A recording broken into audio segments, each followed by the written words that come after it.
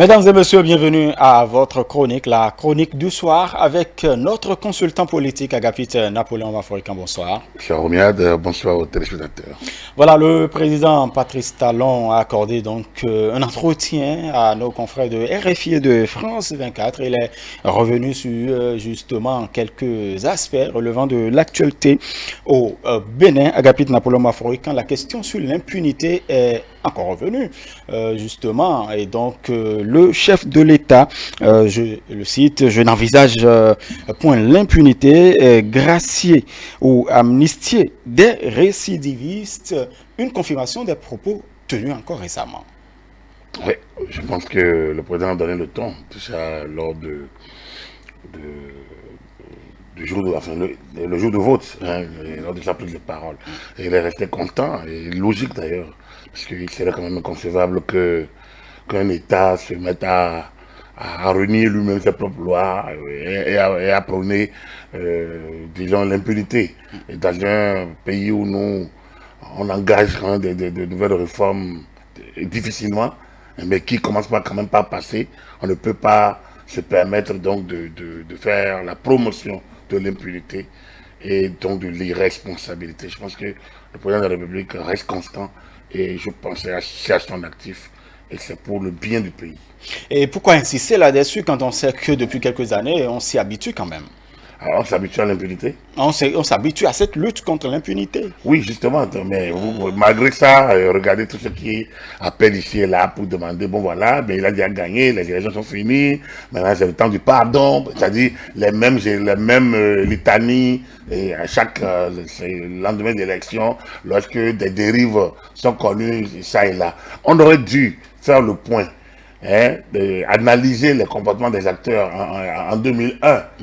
Hein, par rapport à la présidentielle où on a dû aller au quatrième, le premier a dû rencontrer le quatrième pour qu'on ait l'issue, qu'on ne serait peut-être pas là. On a dû analyser les tenants et les aboutissants, hein, donc de la situation créée par la gestion de la LEPI 2011 et le chaos de 2011, que peut-être qu'on n'en serait pas là. Donc, on a des situations que, lorsque les élections sont terminées, tout le monde disparaît, basta, on pardonne tout, un an ou deux après, on reprend encore les mêmes jérémiades, les mêmes problèmes, les mêmes causes produisant les mêmes effets. Donc, il est quand même, on a eu les élections de 2019, on peut comprendre que c'est les premières, les gens n'ont pas compris, il y a eu des dérives énormes, il y a eu dialogue politique, il y a eu amnistie, les gens ont été pardonnés. Le chef de l'État, constant et logique dans sa démarche, quand il a entamé les tournées, il a demandé pardon. Mais sa logique était claire. Et nous l'avons dit ici, la nation a pardonné, j'ai pardonné, faut de pardonner. Je vous l'ai dit, quand il dit j'ai pardonné, ne regardez pas la personne de Patrice Talon, regardez le chef de l'État, le président de la République, qui a dû subir en son fond intérieur, autour de lui, avec ses collaborateurs, subir des trucs. Et malgré ça, demande à faire l'amnistie, il a pardonné.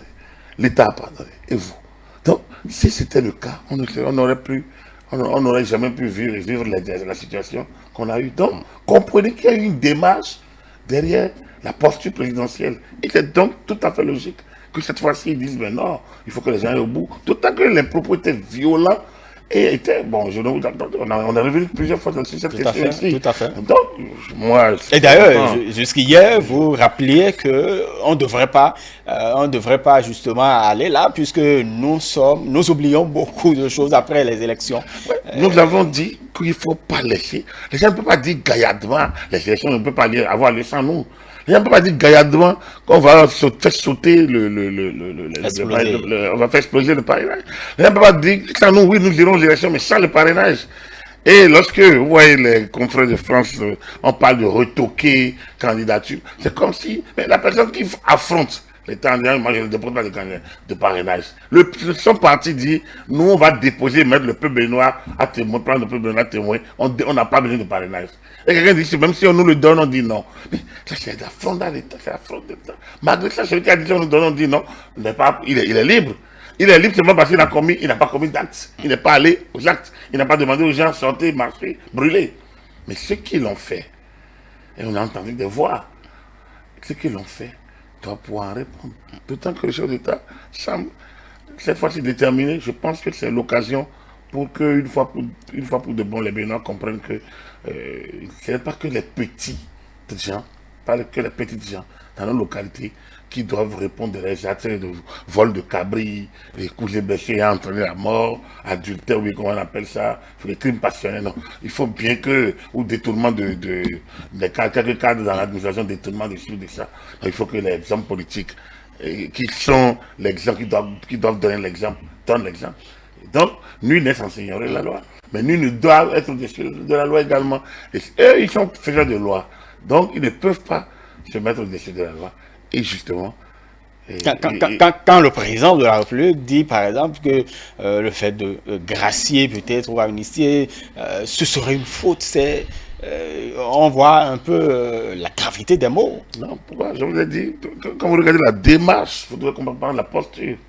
Quand vous regardez la démarche, je viens de vous le décrire, par exemple, de 2019, il y a une démarche. Alors, quand on fait tout ça, et on reprend, et vous voulez, c'est irresponsable.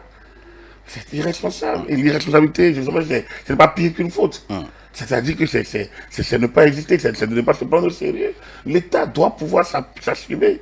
Parce que lorsque vous tirez sur les forces de l'ordre, et vous cautionnez ça, parce qu'ils disent non, c'est fini, il faut pardonner. Oui, on pardonne, on n'oublie pas. La dernière fois, on a oublié, on a effacé. 2019, on a effacé. Parce que l'amnistie permet donc d'effacer. On a effacé. Alors, faut pas on ne peut pas aller d'effacement à effacement, c'est plus responsable. Je pense qu'il faut que les Béninois comprennent une fois pour de bon cette logique. Et que chacun doit pouvoir apprendre à répondre de ses actes.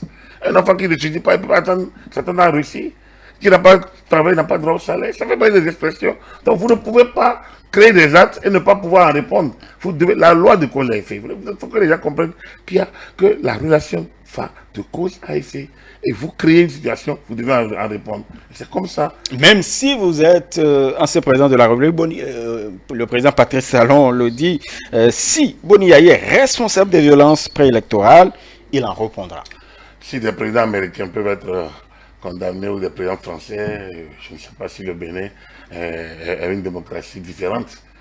Et nous, donc, en la matière, c'est qu'on a érigé les hommes politiques en superstars qui peuvent tout dire, mais qui doivent être au-dessus. Et ce qui est dommage, c'est que une certaine population, une certaine opinion, même dans les élites, croient en ça.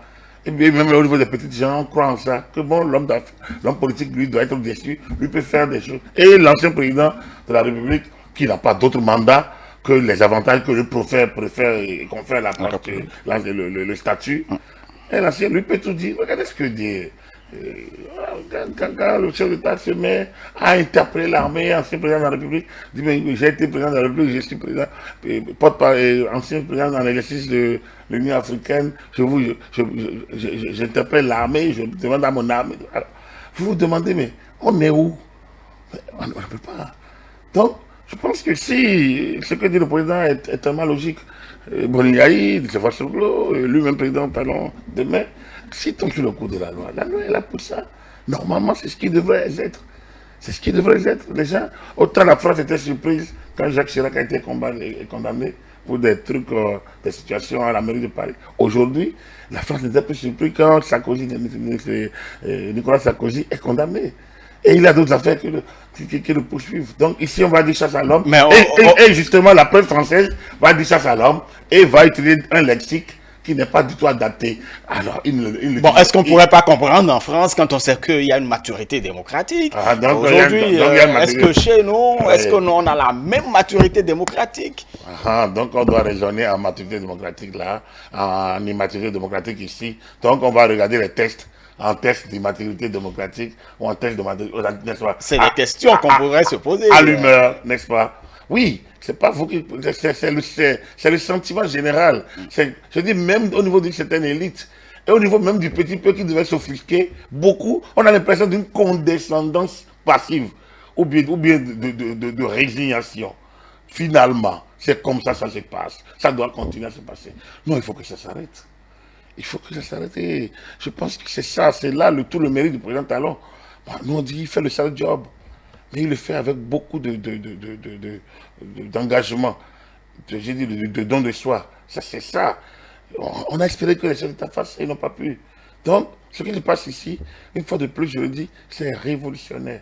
C'est révolutionnaire, c'est un changement radical de mentalité. Il y en a qui sont totalement dépassés, on les comprend. Mais le silence du sage est mieux que le bavardage donc, de l'immature, même si on a un certain nombre d'âge. Donc, je pense que c'est important que vous compreniez que les plus jeunes, mais que également ceux qui sont de certain âge et ne se retrouvent peut-être plus dans tout ce qui se passe. C'est comme la révolution numérique. Il y en a qui sont totalement dépassés. Je connais des gens qui disent, mais bon, ils ont les enfants leur achètent de groupes, des portables, de grandes marques, à des fonctions énormes, mais ils ne savent pas utiliser. Ils ne savent faire que deux choses. Appeler. Recevoir l'appel et envoyer SMS. Et envoyer des textos. Pas plus. Ils ne savent même pas faire WhatsApp. Alors, donc ils mélangent. Et là où ils envoient, là, quand ils ont envie d'envoyer un message, ils sont obligés. Ils mettent ça sur leur statut. Enfin, alors, ils envoient ça à tous leurs contacts. Finalement, ils comprennent que c'est plus dangereux. Donc, dire qu'il faut s'adapter, il faut se réadapter. Nul n'est avec vous aussi, nous aussi, ou bien nous et après vous serez dépassé avec le temps également. Vous devez vous paramétrer dans le temps, vous mettre à jour, sinon on est toujours dépassé lorsqu'on n'arrive pas à se mettre à jour. C'est pour ça que votre propre ordinateur, votre Android, parfois se met à jour. Parce qu'il y a de nouveaux logiciels, il y a des mises à jour. Donc, l'individu aussi doit se mettre à jour. Parce qu'il y a des gens, il y a des millions qui sont totalement dépassés depuis 5 ans par ce qui se passe. Et donc, leur niveau d'analyse ne s'appuie que sur ce auquel on est abouti. Est-ce qu'on ne peut pas comprendre leur lenteur d'adaptation quand on sait qu'on a quand même, on s'est habitué à ce que nous dénonçons aujourd'hui, on s'est habitué pendant 30 ans au moins. D'accord, on peut comprendre leur lenteur, d'accord, mais on ne peut pas faire le procès à celui qui a envie d'avancer, franchement, de nous mettre sur l'orbite de développement. On ne peut pas continuer à être sous-développé mentalement, moralement, psychologiquement, quand on l'est déjà matériellement. Il faut un sursaut, il faut une révolte. Il faut une révolte. Et donc, cette révolte, je dis, elle n'existe pas. En 90, on a chanté démocratie, parce que les gens l'ont imposé presque. Et au Bénin, une situation purement conjoncturelle, nous y a amené, on dit, consensus, et tout le monde est condescendant là-dessus, et personne ne s'entend sur le contenu de ce consensus-là. Sans rien. Quand vous mettez sur à l'ordre du jour, impossible. Impossible de mettre en place la CEDA. Impossible d'avoir un consensus pour avoir une liste électorale permanente. Impossible de faire la réforme des partis politiques. Impossible de bouger. Mais tout le monde chante ce consensus. Alors donc, vous vous retrouvez c'est quelle logique ça là? Je pense qu'il faut que les gens essayent vraiment de revoir d'où nous venons, les mots que nous avons traînés et là où nous allons aujourd'hui. Pour le président Talon est une chance pour le Bénin. Et on ne le dit pas parce qu'on a envie de chanter les louanges de quelqu'un. C'est une chance pour le Bénin. Les Béninois doivent profiter autant que faire se peut. Les autres vont rallier. Vous allez les voir, c'est ceux qui profiteront le plus de ça demain. Parce que quand quelqu'un va rentrer maintenant, il y a dans un an ou dans 2 ans, dire la paix, oui, mais vraiment je me suis trompé. Bon, il va être reçu et puis peut-être on va lui confier la mission. Peut-être, qui sait. Et après, c'est eux qui vont, en 2026 maintenant, en 2023, il y en a qui seront députés, en 2026, il y en a qui gagneront le pouvoir, qui seront peut-être aux côtés des nouveaux responsables, et ainsi de suite. Et ils auront oublié tout ce qui a été dit et fait. Je pense qu'il faut, justement, commencer par acter certaines choses pour que l'amnésie ne soit pas l'excuse collective de l'irresponsabilité dans ce que nous faisons. Je pense que c'est important de le dire et que ça entre progressivement dans notre réflexe, dans nos chaînes. Et qu'on les passe de génération désormais en génération. Il y a quand même, puisque le président de la République parlait donc des récidivistes, il y a certains qui, c'est pour la première fois, on peut quand même essayer de voir une souplesse. Il me semble que ces affaires sont à la justice. Le chef d'État, tant qu'il n'y a pas d'amnistie, le chef d'État ne peut pas gracier ceux qui ne sont pas condamnés. C'est-à-dire qu'il n'y a jamais d'instruction de non-poursuite, je vous l'ai dit une fois. Quand on dit que le parquet est sur les ordres du ministre de la Justice, c'est oui et non. C'est oui et non. Le ministre de la Justice peut demander une enquête sur un dossier, c'est possible. Mais il ne peut pas demander qu'il n'y ait pas d'enquête. Donc, il ne peut pas demander en tout cas formellement, il ne peut pas le faire pour dire à un procureur de ne pas faire. Le procureur, il est chargé de la poursuite, il est responsabilisé pour ça. Donc, c'est dire que le chef d'État ne peut pas arrêter des procédures qui sont en cours. La dernière fois, c'est l'amnistie qui a tout effacé. Et donc, ça efface les sanctions, ça efface les procédures en cours. Dans le cas d'espèce, dès qu'on définit le champ, dans le cas d'espèce, gracier, même ceux qui ne sont pas récidivistes, il faut attendre d'abord que déjà on les considère comme des fautifs. Aujourd'hui, personne n'est encore fautif. En tout cas, ils sont tous présumés innocents. Oui, donc, il faut attendre que les procédures terminent, finissent, pour qu'on sache qui a pu faire quoi. C'est ça, la lutte contre l'impunité. Ce n'est pas de mettre les gens en prison qui est le problème, mais c'est qu'on aille au bout pour savoir qui est responsable de quoi, et que la juste sanction lui soit appliquée. Maintenant, après, donc, si une fois les condamnations terminées, et s'il y a des situations que le chef d'État a envie de regarder, de voir ou d'améliorer, oui, il peut gracier. Et donc, d'ailleurs, le 1er juillet, le 31 juillet, et dans les mesures de grâce sont prises. Et après, les décrets d'application sortent. Donc, on peut s'attendre à des gens graciés. Mais pour le moment, on est encore à la documentation des faits et donc à l'analyse et éventuellement au procès. Qu'on laisse l'État travailler en paix. Voilà, je pense que chacun n'a qu'à garder sa patience. Quand je vois ça et là, des réactions, oui, dis-moi, oui, c'est bien. On l'avait prévu. Ces réactions auraient dû être de l'anticipation en demandant aux gens que les textes soient respectés. Il y a plusieurs manières de forcer un État à respecter les textes. En tout cas, de faire pression sur un gouvernement. Mais les gens choisissent la banalité de l'État. Non, je pense qu'il faudrait qu'ils dissocient leurs intérêts, leurs moyens de lutte de l'État, dont les institutions qui sont les nôtres doivent être respectées.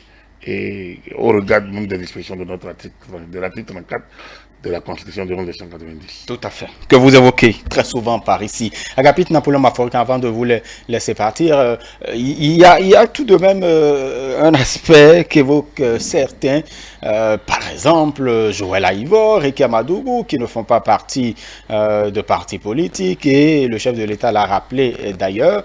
Certains se posent également la question de savoir est-ce que le chef de l'État est membre d'un parti politique. En tout cas, ils y trouvent quand même une contre-vérité. Non, d'abord, il n'y a pas de contre-vérité. Puisque la vérité, c'est que les gens ne sont pas même vraiment de ce parti. Donc, du coup, il n'y a pas de contre-vérité. Il n'y a pas de mensonge. Cela dit, les cas ne sont pas les... Si les démocrates s'étaient réunis officiellement, on désignait Eric Yamadougou, ça aurait été clair. Regardez ce qui s'est passé au fond à votre, enfin, ce qu'on appelle le front de la démocratie. Le front de la restauration. La même journée, ils ont eu 3 vice-présidents. Un acte prend, nomme un vice-président. À midi, un autre acte. Le soir, un autre acte. Pourquoi? C'est un parti, ça ne peut jamais fonctionner comme ça. C'est un front qui n'a pas une existence légale, en tout cas juridiquement reconnue. Donc, ils peuvent faire ce qu'ils font. Et c'est la pagaille à laquelle on a assisté ce 4 avril, ce 4 février, c'est-à-dire le 4 ou le 6 février. Donc, il y a ça. Regardez au niveau des démocrates. Les négociations sont pleines. Et bien avant, il est passé par le match, publié par des journaux pour dire qu'une dame a débarqué. Donc, alors, si elle était militante, ça n'aurait pas été le cas. Les gens ne seraient pas pleins. La preuve, pendant que le premier responsable du parti dit qu'eux ne veulent pas de parrainage, la dame en question avait de l'argent et faisait voyager des députés pour négocier le parrainage, et ainsi de suite. Donc, ouais, c'est pas la même chose que des partis soutenant l'action du président de la République qui demandent qu'il poursuive le travail qu'il a accompli. On n'est pas dans les mêmes situations. Donc, maintenant, après, les gens peuvent faire tout l'amalgame. Mais dans le cas d'espèce, on n'est pas en amalgame. C'est clair ce qui se passe. On ne peut pas confondre un Patrice Talon, chef des réformes, et adoubé par les partis politiques de la majorité présidentielle qui estiment que le job n'est pas terminé. D'autant que c'est un sale job que lui, il affronte avec dignité. Et que c'est pas aussi facile nul n'est irremplaçable. Mais quand quelqu'un fait bien le job et qu'il a encore la force, les capacités, les moyens, pourquoi ne pas lui laisser le soin de le continuer? Vous parliez de débarquement. En tout cas, le chef de l'État, c'est la première fois, il affirme très clairement que, justement, une dame, et donc qu'on connaît bien évidemment, est débarquée avec des valises d'argent. C'est quand même grave, ces propos. Soutenu par des chefs d'État étrangers. Je pense qu'il faut bien dire. Donc, ça veut dire que le chef d'État est documenté. Il est renseigné. Il ne peut pas se permettre des affirmations du genre s'il n'avait pas les informations. Donc, c'est pour ça que je dis qu'il faut laisser la justice faire son travail. Nous, on ne peut que spéculer. On n'a pas accès au dossier. Lui, il a accès au dossier. Il a accès au dossier. Et donc, vous voyez, quand on dit qu'il faudrait que le procureur spécial sorte, tout ça, il faut que Il y a un timing sans doute. Il faut laisser la justice faire son travail. On ne peut pas vouloir une chose de son contraire par une séparation de pouvoir et au même moment s'en prendre à l'action de la justice pour pouvoir voir clair dans des situations qu'on qualifie de terrorisme et qui peuvent changer si de nouvelles, si des éléments n'arrivent pas à étayer. Donc on laisse le procureur travailler, c'est aussi simple que ça. Mais de toute façon, je pense que la sortie présidentielle, la sortie du chef de l'État aura au moins pour mérite de mettre fin à certains doutes, notamment sur une certaine grâce ou une amnistie pour les personnes soupçonnées d'être à la base des situations qu'on a connues. Très bien. Merci beaucoup à vous, Agapit Napoléon Mafaokan. Vous êtes notre consultant politique, consultant médias et communication. Mesdames et messieurs, merci d'avoir suivi donc votre chronique. Merci. Et donc, vous restez avec nous. La suite de cette émission, c'est la causerie débat.